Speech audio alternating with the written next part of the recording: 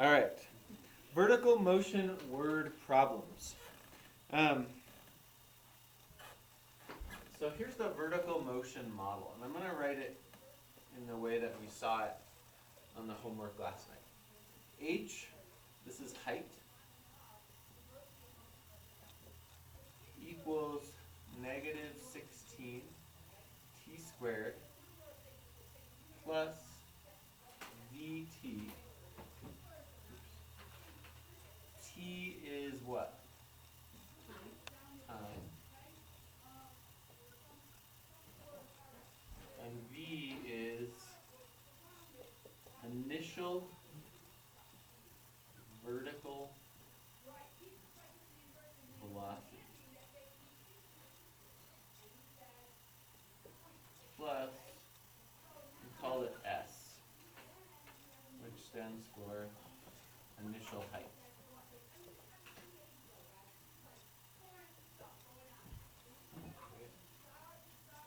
So this equation can be used to model the vertical motion of an object. And it's a quadratic because negative 16 is actually related to the acceleration of gravity. And this is in feet per second. On your homework, you'll also see one where instead of negative 16, we have negative 5.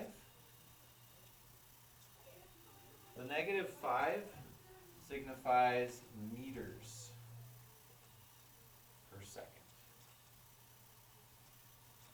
So if you ever see negative 5 here, don't let it throw you off. You just probably will then see the unit of meters instead of feet. So the beautiful thing about this is that it is a quadratic.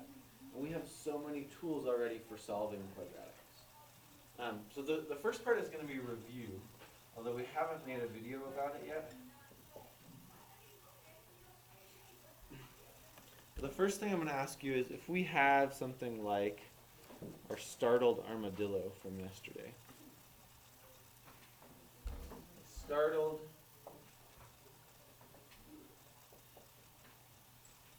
armadillo.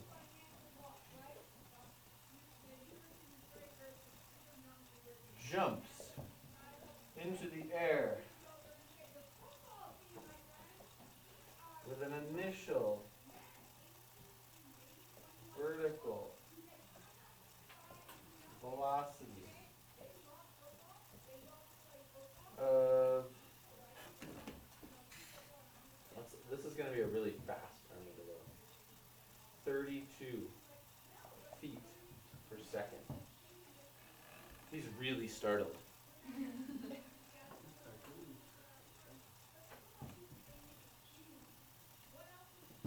How long before he lands?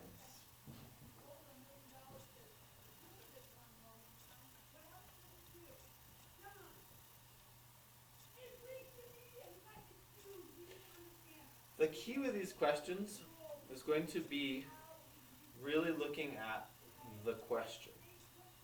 So what are they asking us? How long until he lands? So there's a lot of things that we know about parabolas, right? Let's just take kind of a standard downward facing parabola, frowny parabola, because remember we have negative a. We know that we're going to be able to find the zeros, right? We also know that we're going to be able to find the vertex. And so these problems are either going to be asking you to find the zeros, that's all of the ones that we've done so far, that's why I'm calling this part review, or they're going to be asking you to find the vertex. Occasionally they'll ask you something else, right? So you really have to pay attention. But the most of these problems are going to ask you to find a zero or a vertex. What is this problem asking us for? A zero or a vertex? Zero. A zero. Because he lands, this phrase right here means his height is zero. Okay? So you have to remember, if we were graphing this, this axis is now the time axis, and this axis is now the height axis. The other thing, I said this yesterday, but I'll say it again just so we have it recorded. The parabola does not describe the path of the armadillo. The armadillo could jump straight up in the air and come straight back down. The parabola just says what his height is after a certain number of seconds. So the armadillo is not jumping like this. He could just be jumping like this. But after 1 second, he's 1 foot in the air or whatever. And then after 2 seconds, he's a little higher, and then he comes back down. Let's look at the armadillo problem. The first thing we need to do is figure out what our equation is for this problem. I'm going to notice the feet here, because that's going to help me get started. Height equals -16, because I'm talking about feet, t squared, plus, and this is where I start plugging in, the initial vertical velocity in this problem was 32 feet per second. The initial height in this problem is 0. Right? He's on the ground, or so we're assuming, because it doesn't say anything else. So we say plus 0. Now we have a quadratic equation.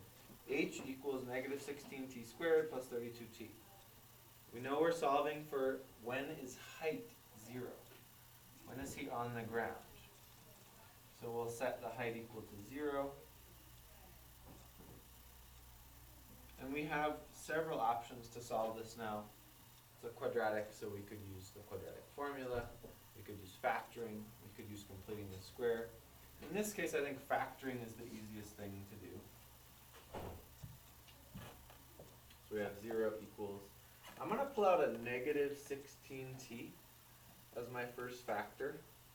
And then the second factor will be t minus 2.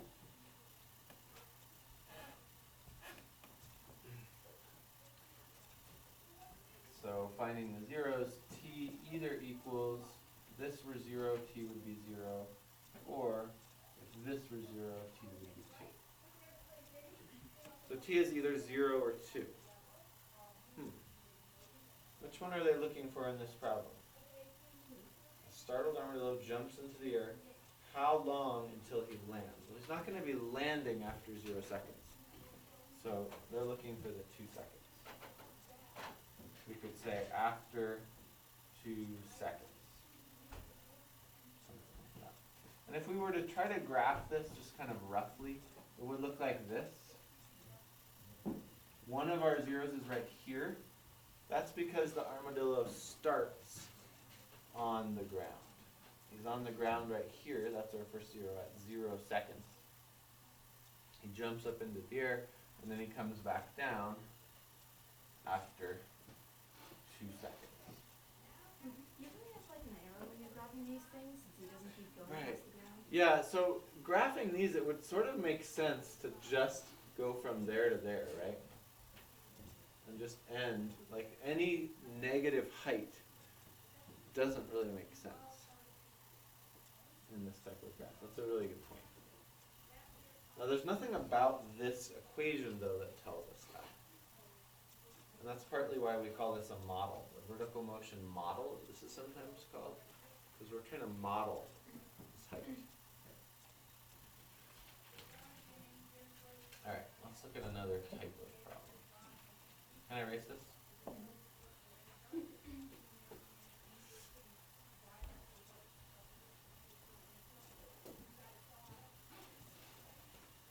I feel like this is something that Robin would have said to Batman.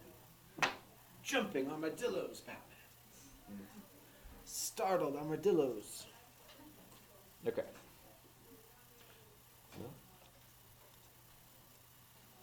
Let's look at this one. The height. This one's actually a little bit different. But it's similar enough, and it's actually on your homework, that I'm going to include it. Height above the water of a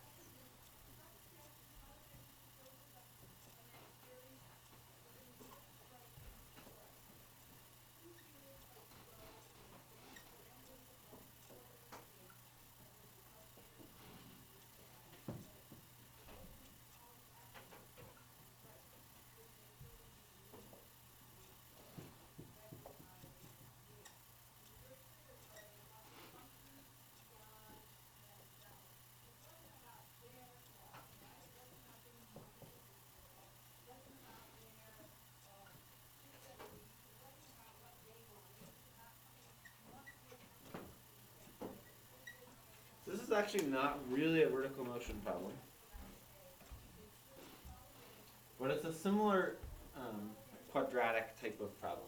We're modeling something using a quadratic equation.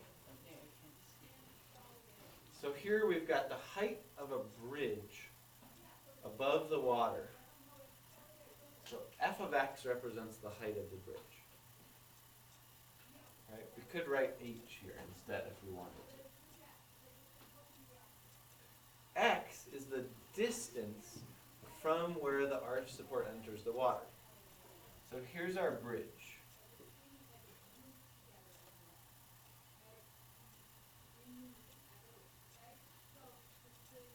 Right?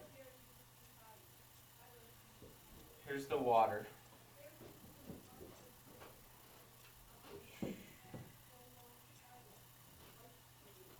What we're saying is x is this distance along here. So we could almost literally put this on a graph. This is the height. This is x, the distance from the edge of the water.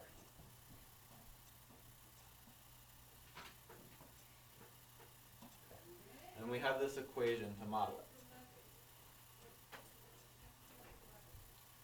The question here says, can a sailboat that is 24 feet tall, so here's my sailboat. I don't really know what sailboats look like, but let's say it looks like this. This is 24 feet.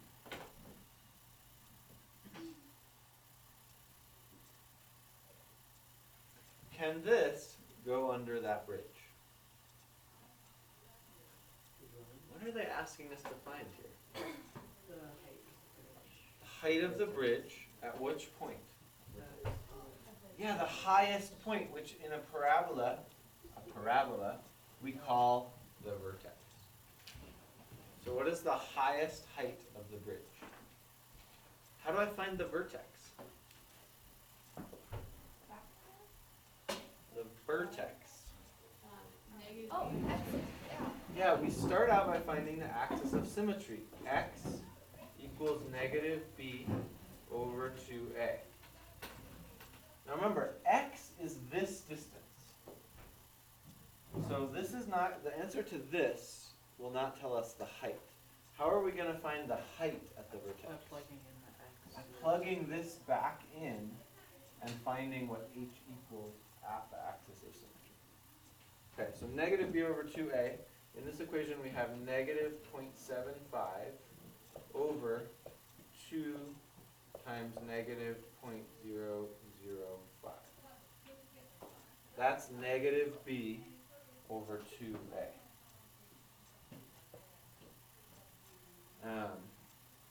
This is going to end up being a positive number, so we have 0.75 over 2 times this should be 0.01. Right? Does everyone agree with that? And 7.75 divided by 0.01 should just be 75. 0.75 divided by 100 is the same thing as 0.75 times 100. So it's 75. But that's just the distance this way. All that tells us is, here's our axis of symmetry. This is where the bridge is tallest. That's at 75 feet. Do it say feet anywhere?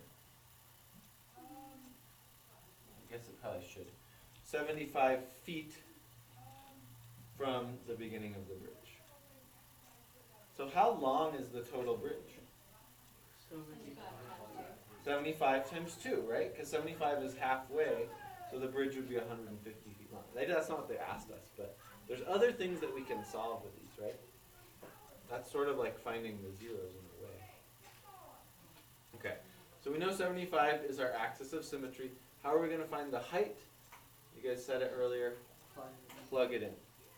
So I'm going to say h equals. I just think it's a little easier than the f of x. But you could use f of x. It doesn't really matter. Height equals negative 0.005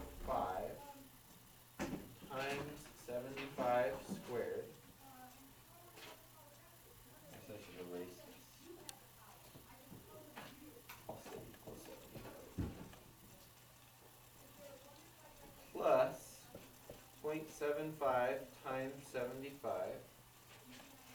plus 0.9.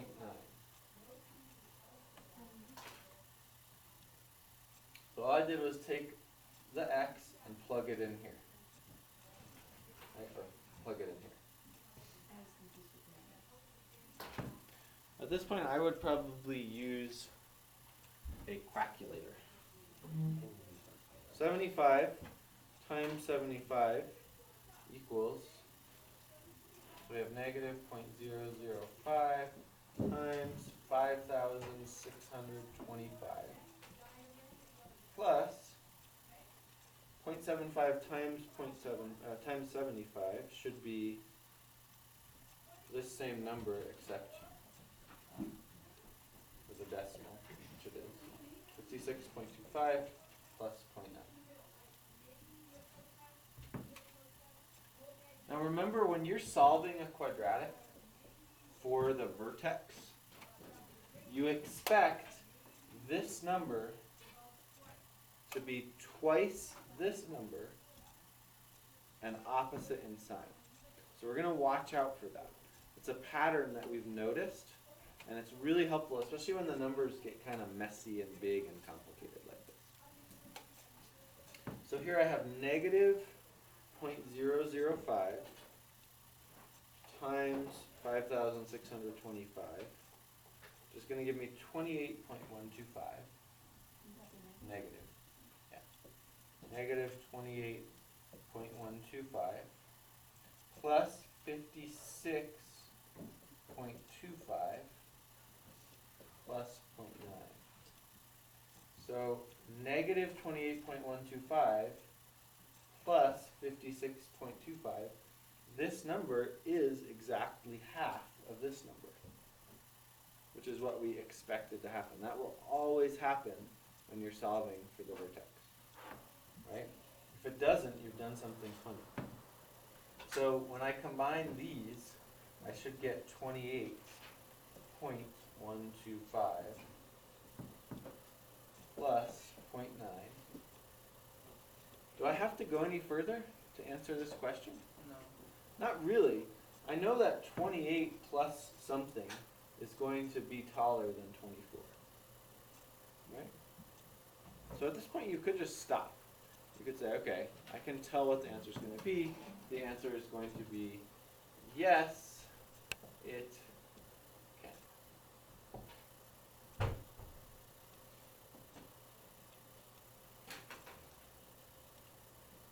So this is an example of a problem where using a quadratic equation, they asked us to find the vertex rather than the zeros.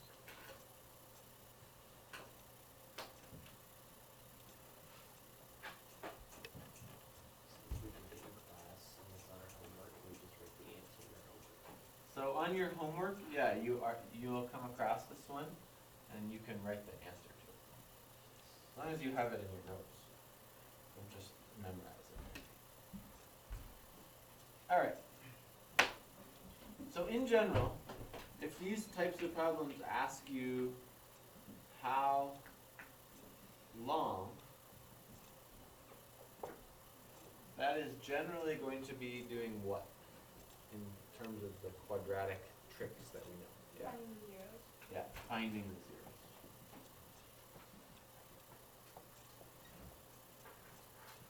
Finding zeros. Is there an E in there? I never know. Okay.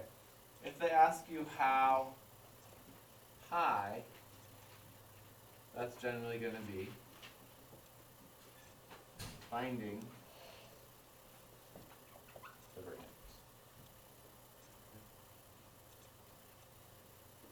Another way that you'll sometimes see quadratic word problems or vertical motion word problems or any of these things presented is as maximizing a function. When people talk about maximizing and minimizing, all they're really talking about is the vertex when they're talking quadratics. So, what is the maximum height, going back to our armadillo? If they had asked what is the maximum height of the armadillo, we would have found the vertex to answer that question. So how high or max. That's fine. Alright. See, this is why I love quadratics. They're so powerful. You can model so many different things using a quadratic equation. So